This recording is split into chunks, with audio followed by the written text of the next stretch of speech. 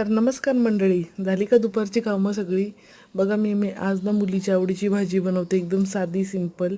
अद्रक लसूण आणि जिरे मोहरीची फोडणी, आगरी मसाला आणि हळद आणि बटाटे उकडून घेतलेत. मोठे बटाटे नाही, छोटे छोटे ते बटाटे मिळतात नाही का बोरांसारखे, ते ते उकडून घेतले, त्यांची साल काढून घेतली आणि मसाला चांगला परतून घेतला.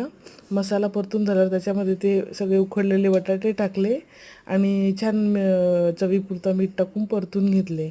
आता बघा ते चांगले परतले ना की त्याच्यात कोथिंबीर घालायची भरपूर.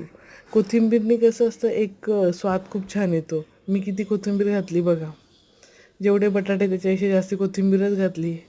तर खूप टेस्टी लागतं. तुम्ही पण बनवून बघा. बनवतच असाल, साधी सिंपल रेसिपी. आमच्याकडे वडापावमध्ये टाकायला असे बटाटे द्यायचे पहिले. बेसनातले देत नव्हते, बेसन बटाटा वडा नव्हते देत, असं अशी द्यायचे बटाटे करून. तर झाली मुलांची फेवरेट भाजी. आणि माझं काय, मी रात्रीचा उरलेला भात, आम्ही बायका असंच असतो, रात्रीचं उरलेलं सकाळी परतून घेतो आणि तेच खातो.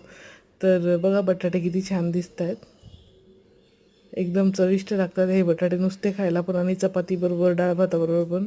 माझा भात पण इथे फोडणीचा रेडी झालेला आहे. समोर बिल्डिंग पडते ती बघते मी, कारण खूप कोंडल्यासारखं होतं मला. ही बिल्डिंग इतक्या जवळ आहे ना, पण आता रिडेव्हलपमेंटला गेली.